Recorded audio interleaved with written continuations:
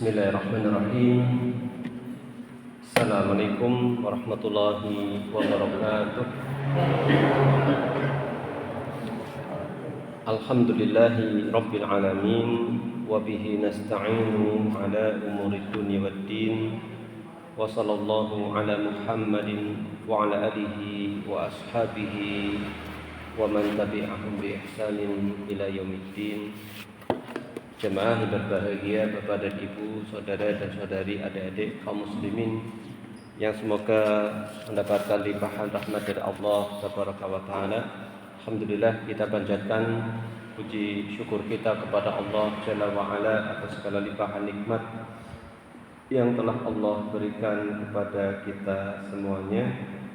Semoga sholawat dan salam akan senantiasa terlimpahkan kepada Nabi kita yang mulia, Nabi akhir zaman, Nabi Muhammad sallallahu alaihi wasallam, demikian juga kepada keluarganya, para sahabat dan segenap umatnya yang mengikuti ajarannya hingga akhir zaman. Jemaah yang berbahagia, kaum muslimin yang semoga dirahmati Allah Subhanahu wa taala. Pada kesempatan malam hari ini kita akan melanjutkan pembacaan tafsir surat Al-Baqarah, yaitu kita masuk di ayat 125 hingga 126. Sebagaimana disebutkan pada pembahasan sebelumnya, di ayat sebelumnya adalah akhir dari perdebatan panjang, ya, debat argumentasi panjang dengan ahli kitab. Sekarang mulai berkaitan kepada fokus kepada kisah Nabi Ibrahim untuk kita teladani. Ya. Pada kesempatan malam hari ini atau ayat yang akan kita baca adalah berkaitan dengan nikmat Allah yang Allah berikan, supaya kita mengingat kenikmatan yang Allah berikan kepada Nabi Ibrahim alaihi salam. Tatkala beliau itu menjadikan Ka'bah sebagai tempat berkumpul bagi manusia dan sebagai tempat yang aman. Kemudian di ayat selanjutnya disebutkan doanya Nabi Ibrahim kepada penduduk Mekah, ya, kepada penduduk Mekah. Apa saja insyaallah kita akan baca, ya. Insyaallah kita akan baca. Ya, kita baca, Bapak Ibu, bisa dilihat di slide ini. Cukup jelas ya. Fontnya cukup besar, jadi insyaallah cukup jelas. Atau bisa pegang mushaf di ayat 125, 126.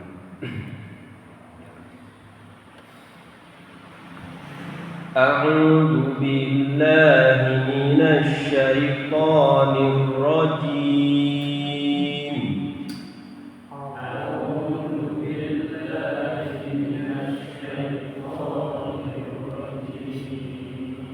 وَإِذْ جَعَلْنَا الْبَيْتَ مَثَابَةً لِلنَّاسِ وَأَمْنًا وَاتَّخِذُوا مِن مَّقَامِ إِبْرَاهِيمَ مُصَلًّى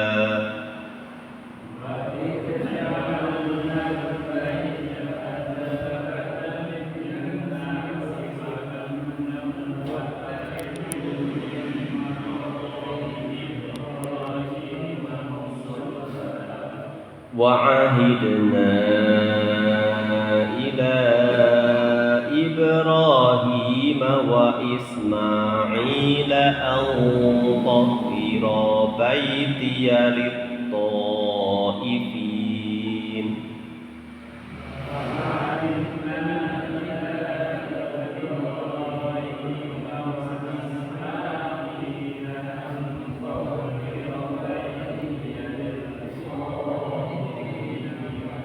للطائفين والعاكفين وركع السجود.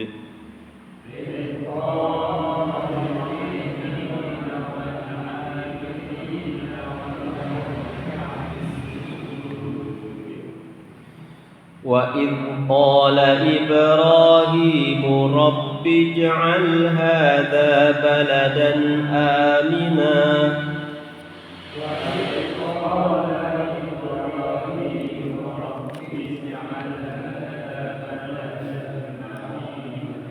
وارزق أهله من الثمرات من آمن منهم بالله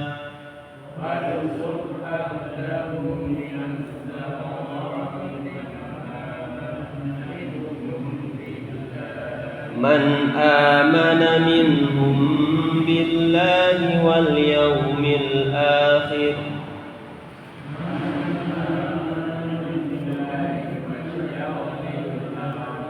قال ومن كفر فأمتعه قليلا ثم أضطره إلى عذاب النار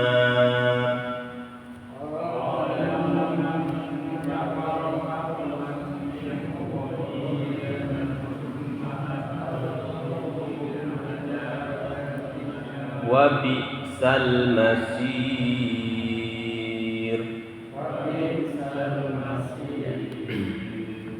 Ya, di sini disebutkan Allah Subhanahu wa taala berfirman, "Wa id ja'alnal baita mathabatan lin-nasi wa amna wattakhidhu min maqami Ibrahim musalla wa ahidna ila Ibrahim wa Ismail an tahira baitiya lit-ta'ifina wal 'akifina wa ruk'a'is sujud." Yang artinya, dan ingatlah ketika kami menjadikan wa id ja'alnal baita, menjadikan bait atau Ka'bah itu sebagai tempat berkumpul. Masa batalinnas itu tempat berkumpul bagi manusia. Al-Bait yaitu Ka'bah, yaitu rumah suci Baitullah yang berada di Mekah Al-Mukarramah. Masabatan adalah tempat kembali yang terus-menerus didatangi oleh orang-orang yang beribadah, yaitu para jamaah umroh dan haji. Jadi masabatan linnas wa amna, sebagai tempat berkumpul bagi manusia dan sebagai tempat yang aman. Wattakhidu mim maqami Ibrahim musalla wa ahidna ila Ibrahim wa Ismaila an tahira baitiya lit-ta'ifina wal 'akifina wa ruk'a'is sujud. Dan ambillah atau jadikan dari maqam Ibrahim tempat sholat. Maqam Ibrahim tempat sholat. Dan kami telah mewasiatkan kepada Ibrahim dan Ismail agar menyucikan baitku, yaitu rumahku kata Allah Subhanahu wa taala, Baitullah, untuk orang-orang yang tawaf, yang beriktikaf, yang rukuk dan yang sujud. Amna yaitu tempat yang aman, di mana siapapun yang memasukinya merasa aman atas diri dan hartanya. Jadi siapapun yang masuk ke dalamnya merasakan aman. Maqam Ibrahim itu adalah batu yang pernah digunakan oleh Nabi Ibrahim ketika membangun Ka'bah. Maqam itu adalah tempat berdiri. Maqam. Jadi qoma yaqumu kiaman. Qoma yaqumu kiaman atau kiaman. Qaimun maqumun dan seterusnya. Ini maqam adalah tempat berdiri, bukan diartikan makam ya, bukan diartikan makam. Kalau makam bahasa Arabnya apa? Makam itu adalah makbarah, tempat dikuburkan, seperti itu. Jadi maqam itu adalah tempat berdirinya, tempat pijakannya. Yang dulu dijadikan Nabi Ibrahim itu untuk tempat pijakan ketika meletakkan ketika membangun Ka'bah itu. Jadi mungkin ada yang di atas ya, tidak sampai, jadi butuh batu untuk pijakan supaya bisa meletakkan batu. Dikisahkan bahwa ketika bangunan Ka'bah mulai tinggi, beliau memerlukan batu pijakan untuk mencapai bagian atas dinding. Kalau tukang biasanya apa istilahnya? jongkok namanya steger. Ya, seperti itu ya. Cuma bedanya stegernya Nabi Ibrahim sama tukang-tukang yang ada ya. Kalau stegernya Nabi Ibrahim jadi tempat ibadah gitu. Subhanallah. Karena ada semua perjalanan Nabi Ibrahim itu nyaris semuanya jadi apa ya namanya? Ya kayak ibadah gitu ya. Rangkaian-rangkaian ibadah itu banyak sekali diambil dari kisah-kisahnya Nabi Ibrahim. Kayak itu. Jadi tempat pijakannya batu yang ditaruh di situ untuk biar sampai ke atas. Ya. Beliau memerlukan batu pijakan untuk mencapai bagian atas dinding, maka diambilkan batu tersebut dan beliau berdiri di atasnya. Bisa dia yang mengambilkan Nabi Ismail karena yang disebutkan hanya berdua ini ya kan. Ya. Karena itu disebut maqam Ibrahim, tempat berdirinya Nabi Ibrahim. Maka sangat keliru kalau diartikan makam itu sangat keliru. Masa ada makam di situ ya kan? Seperti itu. Jadi ini tempat berdirinya, maqam. Maqam itu adalah tempat berdirinya. Ya. Musalla wattakhidu min maqami Ibrahim musalla, dan jadikanlah dari tempat pijakannya Nabi Ibrahim tatkala membangun Ka'bah tersebut musalla. Musalla apa? Nah, ini juga jangan diartikan musalla versi Indonesia. Nanti ada musallanya. Musalla adalah shalla yusalli sholatan, musallin, musallan, yaitu adalah tempat untuk sholat. Jadi di situ nanti diperintahkan ada tempat yang disyariatkan untuk sholat sunnah di situ, di belakang itu. Bagi yang sudah berhaji atau berumrah ya akan atau sudah mengalami itu setelah tawaf ya. Setelah tawaf maka memposisikan diri di situ kemudian sholat. Dan disunahkan membacanya adalah surat kan 2 rakaat, surat Al-Kafirun sama surat Al-Ikhlas. Surat Al-Kafirun sama surat Al-Ikhlas. Ya. Tempat untuk sholat bisa bermakna tempat di mana seseorang sholat atau arah tempat ia sholat. Nah, gitu. Kemudian wa'ahidna ada enggak? Oh, wa'ahidna maksudnya apa? Wa'ahidna ila Ibrahim wa Ismail an tahira. Wa'ahidna adalah kami perintahkan dan wasiatkan. Jadi ahidna itu artinya adalah kami perintahkan dan kami wasiatkan. Tathhir al-bait. Kami perintahkan kepada Nabi Ibrahim dan Nabi Ismail untuk apa? Untuk membersihkan, untuk menyucikan rumahku ini, yaitu Ka'bah ini. Untuk siapa? Kenapa disuruh untuk disucikan? Lit-thaifina wal akifina waruka'is sujud. Untuk orang yang tawaf, untuk yang iktikaf, untuk yang ruku dan untuk yang sujud. Ini adalah orang-orang yang beribadah di sana. Kemudian di ayat selanjutnya wa id qala Ibrahimu rabbi ij'al hadza balada. Ketika disebutkan wa id itu artinya dan ingatlah ketika Nabi Ibrahim itu berdoa kepada Rabb-nya, rabbi ij'al hadza baladan amina warzuq ahlahu minas samarati man amana minhum billah wal yaumil akhir qala wa man kafara fa umatti'uhu qalilan thumma attaruhu ila adzabin nar wa bi'sal masir. Dan ingatlah ketika Nabi Ibrahim berkata, ya Tuhanku, berkata di sini adalah doa. Maksudnya adalah doa. Ya Tuhanku, jadikanlah negeri ini negeri yang aman. Dan rezekikanlah atau berikanlah rezeki kepada penghuninya atau penduduknya dengan buah-buahan bagi orang-orang yang beriman di antara mereka. Allah berfirman, dan barang siapa yang kafir maka akan aku beri kenikmatan untuknya sejenak, kemudian akan aku paksa dia menuju azab neraka, dan neraka itu seburuk-buruk tempat kembali. Ini di antara doanya Nabi Ibrahim disebutkan di sini dia. Ya. Kemudian disebutkan summa attaruhu, yaitu apa? Memaksa atau menjadikan seseorang terpaksa masuk ke dalam azab neraka tanpa bisa menghindari. Ini penjelasan terjemahan dan penjelasan perkara. Sekarang kita masuk di sini, Bapak Ibu, ayat 125 dan 126 ini konteksnya adalah masih melanjutkan peringatan kepada kaum musyrikin dan ahli kitab.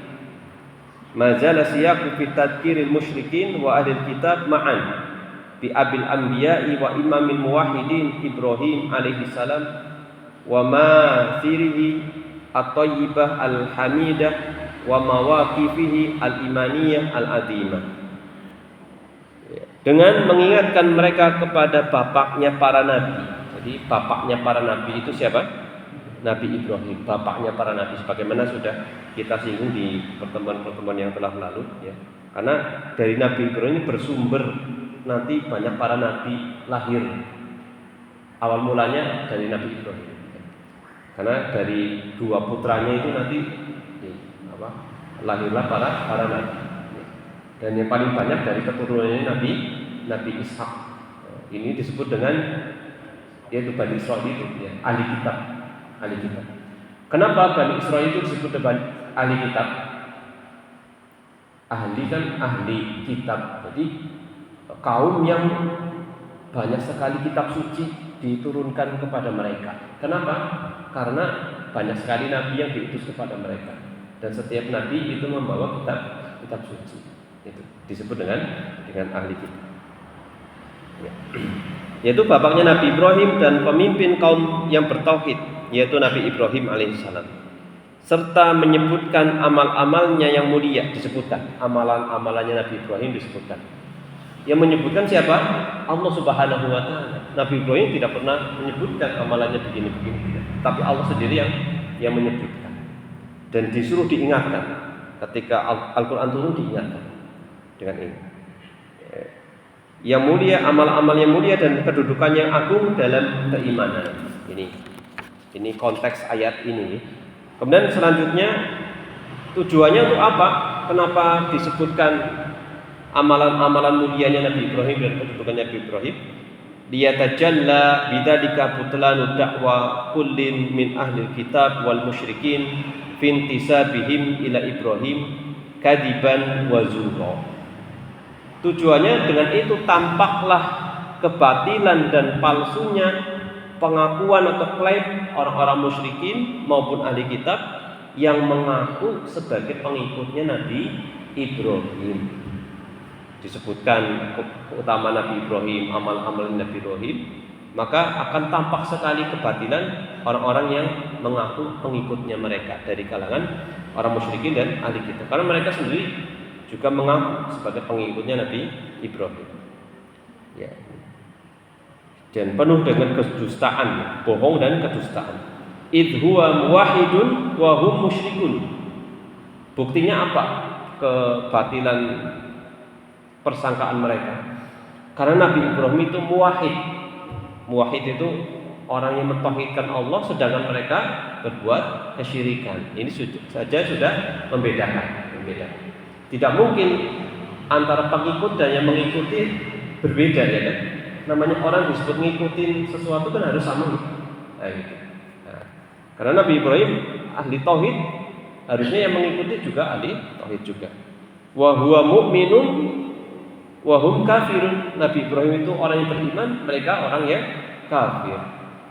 Faqala ta'ala li nabiyhi sallallahu alaihi wasallam, maka Allah berfirman kepada nabinya Muhammad sallallahu alaihi wasallam, "Udhkur lahum kaifa ja'alnal baita masabatan linnas." Maka sebutkanlah kepada mereka, ingatkanlah kepada mereka bagaimana kami telah menjadikan Baitullah Ka'bah sebagai tempat yang selalu didatangi oleh manusia.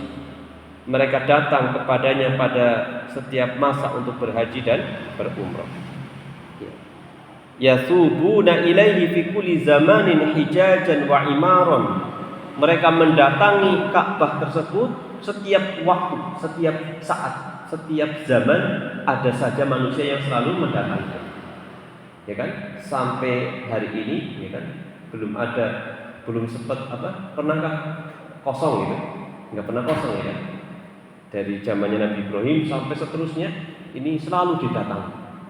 Bahkan nanti disebutkan masabatan itu maknanya di antara tafsirannya itu setiap orang yang mendatanginya itu akan muncul rasa rindu lagi mendatangi Nabi. Bisa dipahami? Ya. Jadi sudah haji atau umroh, sudah pulang ke tanah air, akan ada rasa kerinduan lagi, itu bisa datang lagi seperti itu. Ya. Jadi ini di antara makna masabatan, ya, masabatan. Mereka datang kepadanya setiap masa untuk berhaji dan berumroh. Wa amnan daiman man dakhalahu wa amina ala nafsihi wa malihi wa irdihi. Ya. Di mana siapapun yang memasukinya merasa aman dan dijadikan sebagai tempat yang aman, di mana siapapun yang memasukinya merasa aman atas diri mereka, harta dan kehormatannya. Ini penjelasan dari ayat 125. Bapak Ibu jemaah kaum muslimin yang semoga dirahmati Allah Subhanahu wa taala. Sebentar, ada keterangan tambahannya. Disebutkan tadi bahwasanya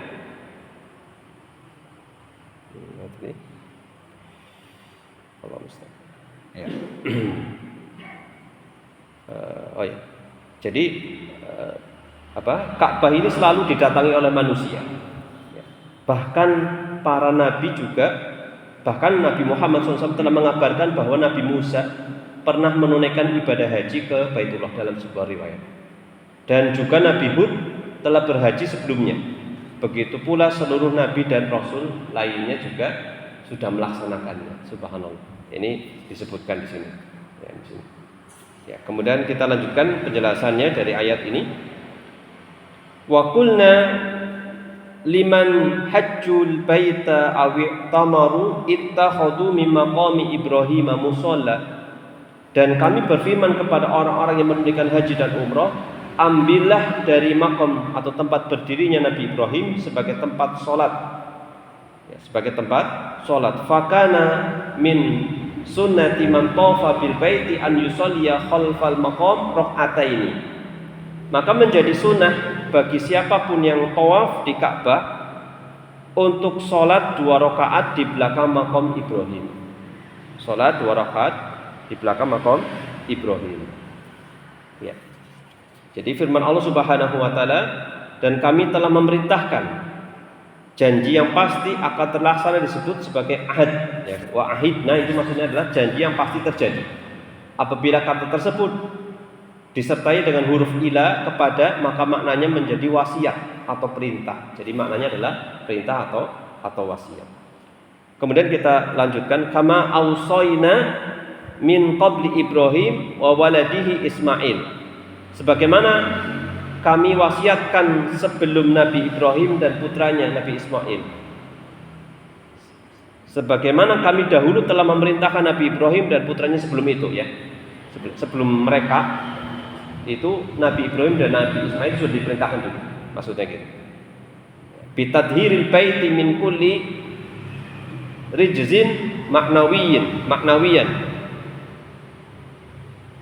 Yaitu apa? Untuk menyucikan Baitullah dari segala macam najis dan kotoran, baik maknawi. Jadi ada najis itu maknawi, ada yang hakiki, ya. Ya, jadi disebutkan sini maknawi kal asnam wa ibadatin ghairillahi ta'ala. Jadi Nabi Ibrahim dan Nabi Ismail diperintahkan untuk membersihkan, untuk menyucikan Baitullah dari najis. Dan najis ini ada 2. Apakah itu najis maknawi atau najis hakiki? Maknawi contohnya adalah membersihkan dari segala macam berhala-berhala. Patung-patung yang dijadikan berhala dibersihkan. Nah, itu. Demikian juga peribadatan kepada selain Allah Subhanahu wa taala. Ini adalah najis maknawi. Ya, disebutkan dalam sebuah ayat, sesungguhnya orang musyrikin itu najis. Maksudnya najis ini apa? Najis secara maknawi. Keyakinannya mereka itu najis seperti itu. Adapun fisiknya ya tidak, ya, seperti itu. Pahami? Ya, jadi najis itu ada 2, najis maknawi, najis hissi. Najis hissi atau yang hakiki. Atau juga hissian, dibersihkan dari najis yang sifatnya hissi, yang terindra, ya, terindra. Kal akdar wal ausa min damin au baudin. Seperti apa? Kotoran dan najis. Seperti kotoran dan najis. Demikian juga darah atau air kencing, ya, atau air kencing. Tujuannya untuk apa, Bapak Ibu? Dibersihkan najis secara maknawi atau secara indrawi, hatta yatamakkan at-taifun wal akifun wal musallun min ada'i hadhil ibadah bila ayyi ada yalhaquhum au yudayyi'uhum. Ya, seperti itu. Agar para orang-orang yang tawaf, orang yang beritikaf di dalamnya, orang yang sholat di dalamnya dapat beribadah di dalamnya tanpa gangguan atau kesulitan. Karena apa? Ketika banyak sekali berhala akan menyulitkan, ya kan? Menyempitkan tempat. Demikian juga kalau kotor najis dari sisi terindra, ada kotoran manusia, ada itu, maka sulit untuk sholat di situ. Ini Nabi Ibrahim dan Nabi Ismail disuruh untuk membersihkan itu semua, baik najis yang maknawi ataupun yang terindra. Ya. Ya. Nah, Bapak Ibu jamaah kaum muslimin yang semoga dirahmati Allah Subhanahu wa taala. Ada pertanyaan berkaitan dengan tadi. Apa makna firman Allah Subhanahu wa taala mata batalinas? Tadi sudah dijelaskan. Apa makna mata batalinas?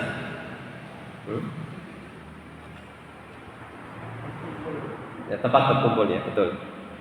Artinya tempat kembali bagi manusia secara menyeluruh. Setiap kali mereka terpisah darinya atau sudah berpisah darinya, mereka merindukan. Ya. Baik mereka maupun orang lain. Baik mereka ataupun orang lain juga seperti itu. Siapapun harus merasa rindu bisa pergi ke sana. Ini juga menjadi tanda kembalinya manusia dari dunia kepada Tuhan mereka. Kemudian pertanyaan berikutnya, mengapa rukuk dan sujud memiliki keutamaan dibandingkan bagian lain dalam sholat? Kan sholat kan ada takbiratul ihram, ya kan? Sedekap, berdiri. Kenapa rukuk dan sujud yang disebutkan di ayat yang mulia ini? Ini kan menunjukkan ada keistimewaan. Bisa dipahami? Perhatikan ayatnya apa? Li-ta'ifin wal akifin wa ruka'is sujud. Untuk orang yang tawaf, yang itikaf, ruku dan sujud. Maknanya kan orang yang sholat gitu kan. Tetapi yang disebutkan apa? Ruku dan sujud. Mengapa? Jawabannya adalah karena keduanya adalah keadaan paling dekat seorang hamba kepada Allah. Jadi ketika sholat, posisi paling dekat seorang hamba itu ketika ruku ataupun ketika sujud. Ya. Dan keduanya merupakan dua rukun terbesar dalam sholat, ya kan? Seringkali sholat disebut dengan keduanya. Imam Ibnu Qayyim menjelaskan sholat itu ada nama lain. Kalau disebutkan itu pun namanya sholat. Ada qiyam, berdiri juga sholat. Ada dzikir juga sholat. Qiraah, bacaan juga sholat. Kemudian ruku, sujud itu juga artinya maksudnya adalah sholat. Bisa dipahami sampai sini. Sekarang kita lanjutkan.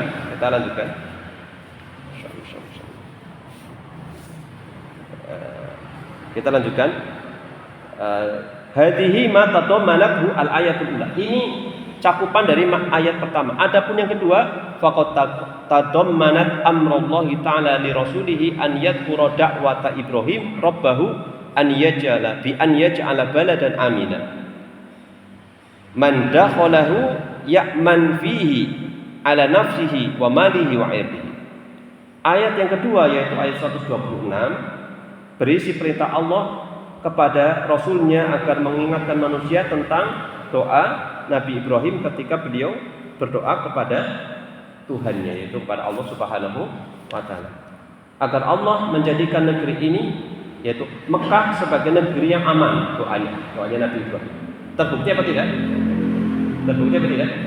Coba negeri mana yang paling aman? Kan pasti di sana, ya kan?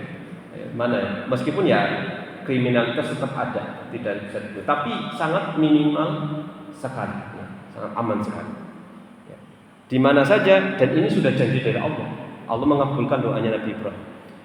Dimanapun, siapapun yang memasukinya merasa aman atas diri, harta dan kehormatan. Meskipun juga tetap misalkan ada Allah takdirkan ada sebuah kecelakaan itu, ya itu semua adalah takdir Allah. Tapi secara umum adalah aman dibandingkan tempat-tempat yang lain. Ya. Ini doanya, berkahnya doanya Nabi Ibrahim alaihi salam.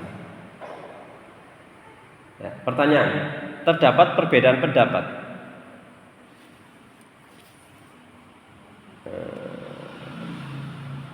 Apakah Mekah telah menjadi tanah haram sejak sebelum doa Nabi Ibrahim atau setelah beliau berdoa? Kan sebelum itu apa sudah menjadi tanah haram? Bisa dipahami? Jawabannya apa? Pendapat yang lebih kuat adalah setelah doa Nabi Ibrahim. Jadi setelah Nabi Ibrahim berdoa itu tanah itu menjadi tanah yang haram, maksud tanah yang suci. Haram di sini maksudnya suci, ya. Tanah yang suci. Ya. Bahwa ini jemaah kaum muslimin yang semoga dirahmati Allah Subhanahu wa taala. Sekarang kita lanjutkan penjelasan di ayat yang 126 ini. Wa an yarzuqa ahlahu, ini isi doanya ya. Wa an yarzuqa ahlahu, supaya Allah memberikan rizki kepada penduduknya. Wa sukanahu, dan penduduknya. Penduduknya ataupun orang yang tinggal di dalamnya. Ahlu berarti asli ya, penduduk asli. Ataupun orang yang tinggal di dalamnya. Al-mu'minin, dari kalangan kaum mukminin. Minas samarati. Apa rezekinya? Berupa buah-buahan. Wa anallaha qad istajaba li Ibrahim da'watahu illa innal kafirin la yahrumuna rizqa fid dunya walakin yahrumuna al-jannah fid daril akhirah haitsu yalja'uhum ta'ala muttarran lahum ila adabin nar al-ghalid wa bi'sa hadzal masir alladhi yasiruna ilaihi wa huwa nar min masirin. Ya. Dan juga agar Allah memberikan rezeki berupa berbagai buah-buahan kepada penduduk dan para penghuninya yang beriman kepada Allah dan hari akhir. Maka Allah pun mengabulkan doa Ibrahim, namun dengan ketentuan bahwa orang-orang kafir tidak diharamkan rezeki di dunia. Jadi orang kafir pun tidak diharamkan rezekinya di dunia, tetap diberikan rezeki di dunia. Mereka tetap mendapat bagian dari kenikmatan hidup, tetapi mereka diharamkan dari surga di akhirat. Lah ini bagi yang tidak bertobat maksudnya ya. Allah akan memaksa mereka secara terpaksa menuju azab neraka yang sangat pedih, dan seburuk-buruk tempat kembali bagi mereka adalah neraka itu sendiri. Ya, ini penjelasan dari dua ayat ya, 125, 126, masyaallah. Nah, sekarang kita sampaikan pelajaran yang bisa kita ambil dari dua ayat yang mulia ini. Di sini ada sekitar 6 kesimpulan. Mudah-mudahan bisa kita ambil pelajarannya. Yang pertama, minnatullahi ta'ala bija'lil baiti mathabatan linnas wa amna tujibu hamdallahi ala kulli mu'min. Minnah itu adalah karunia, anugerah. Karunia dari Allah Ta'ala dengan menjadikan Ka'bah sebagai tempat yang selalu didatangi manusia dan tempat yang aman. Merupakan nikmat besar yang menuntut setiap mukmin untuk memuji dan bersyukur kepada Allah Subhanahu wa ta'ala. Ini yang pertama. Kesimpulan yang pertama bisa dilihat di atasnya. Kemudian yang kedua, sunnatu sholati rakaataini khalfal maqam liman qafal bait. Disunahkan melaksanakan sholat 2 rakaat di belakang makam Ibrahim bagi siapapun yang telah tawaf di Ka'bah. Di Ka'bah. Ada sebuah riwayat dari Imam Al-Bukhari dari Umar bin Khattab radhiyallahu anhu bahwa beliau berkata, waqaftu Rabbi fi thalath. Aku sepakat dengan Tuhanku, dengan Allah dalam 3 hal. Jadi apa yang terucap oleh Umar itu kok kayak pas gitu, kayak cocok. Kok ngepasi nanti turun ayat. Bisa dipahami. Jadi Umar itu ada 3 hal, ketika mengucapkan 3 hal ini kok turun ayat juga. Jadi seolah Allah sama Umar itu atau Allah itu setuju dengan apa yang diucapkan oleh Umar. Ya. Apa saja di sini disebutkan qultu ya Rasulullah. Aku mengatakan wahai Rasulullah, lawit takhotna min maqami Ibrahim musholla.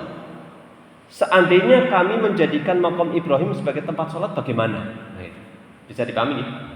Nah, ternyata Allah menurunkan ayat yang mulia ini. Ini salah satunya nih. Bisa ini yang di sini tidak lengkap ya. Apa saja tiganya? Salah satunya juga kalau tidak salah ingat itu di surat At-Tahrim juga seperti itu. Kemudian satunya lagi saya lupa ya, ada 3 ini. Ada 3. Yang perkataannya Umar itu kayak disetujui oleh Allah Subhanahu wa taala. Setelah itu turun ayat. Di antaranya ini, wahai Rasulullah, seandainya kami menjadikan makam Ibrahim sebagai tempat sholat, lalu turun ayat wattakhidu min maqami Ibrahim musholla. Ya, seperti itu. Wallahu a'lam bishawab. Makanya Umar itu disebut apa ya? Lupa. Ada yang disebut oleh Rasulullah, Umar itu disebut karena ini jadi disebut mulhim ya. Disebut mulhim atau mulham ya. Jadi orang yang diberi ilham begitu. Jadi orang yang diberi ilham. Ya. Kemudian yang ketiga sampai sini bisa dipahami. Jadi disunahkan sholat 2 rakaat di belakang. Jadi kalau nek panjenengan kepengen sholat sunat mriko, sholat ini ya harus sana ya. Ya, karena ini dikaitkan dengan tempat ya, dikaitkan dengan tempat. Kemudian yang ketiga, wujubu himayatil baiti wal masjidil haram min ayyi dararin yulhaqu man yujadu fihi min qaifin wa akifin wa qaimin wa raqiin wa sajidin. Wajib menjaga dan melindungi Baitullah serta Masjidil Haram dari segala bentuk bahaya atau gangguan yang dapat menimpa orang-orang yang sedang tawaf, beriktikaf, berdiri, ruku atau sujud di dalamnya.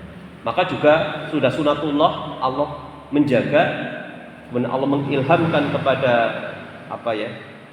negeri tersebut untuk menjaga. Ya, bukan hanya secara itu saja, tapi juga ada buktinya. Allah menggerakkan hati para pemimpinnya. Maka kan di sana ada para penjaga dan seterusnya. Ini atau penjagaan-penjagaan yang super ketat ya. Nah, ini sudah kita saksikan secara realita. Wajib menjaga dan melindungi Baitullah serta Masjidil Haram dari segala bentuk bahaya atau gangguan yang dapat menimpa orang yang sedang tawaf, beriktikaf, berdiri, ruku atau sujud di dalamnya. Nah. Kemudian yang keempat, barakatu da'wati Ibrahim li ahli Makkah. Wastijabatullahi ta'ala lahu da'watahu falillahil hamdu wal minnah. Keberkahan doanya Nabi Ibrahim untuk penduduk Mekah. Jadi doanya itu penuh dengan keberkahan dan dikabulkannya doa tersebut ya. Maka segala puji bagi Allah dan atas dan syukur hanya milik Allah Subhanahu wa taala. Kemudian dua kesimpulan yang terakhir yang berikutnya. Al-kafiru la yahrum ariz la yuharramu arizqu li kufri bal lahul haqqu fil hayati illa an yuharib fayuqtal aw yuslim ya. Orang kafir tidak diharamkan dari rezeki di dunia karena kekafirannya. Mereka tetap memiliki hak untuk hidup dan memperoleh penghidupan kecuali jika mereka memerangi kaum muslimin, maka mereka boleh diperangi atau dibunuh, atau jika mereka masuk Islam, mereka diselamatkan. Nah, sekarang yang keenam, yang terakhir, masiru man mata kafirun ilan nar la mahala wal mautu fil haram la yughni anil kafir syai'an. Kesimpulan, nasib orang yang mati dalam keadaan kafir pasti menuju neraka tanpa keraguan, dan kematian di tanah haram Mekah tidak akan memberi manfaat apapun bagi orang kafir itu. Misalkan ada orang kafir mati di tanah haram, ya tidak menjadikan itu nanti dia itu selamat di akhiratnya ya. Selama kalau dia memang mati dalam keadaan kufurannya tetap saja, meskipun mati di mana dan seterusnya. Tapi kalau kaum muslimin berhaji berumrah meninggal di sana, bisa jadi itu sebuah kemuliaan. kan sulit dibawa pulang ke tanah air gitu. Ya. Maka pastikan dimakamkan bisa jadi di area para sahabat itu kan mulia. Subhanallah. Wallahu a'lam bishawab. Wallahu a'lam bishawab. Ya. Seperti itu mungkin yang bisa kami sampaikan. Ya.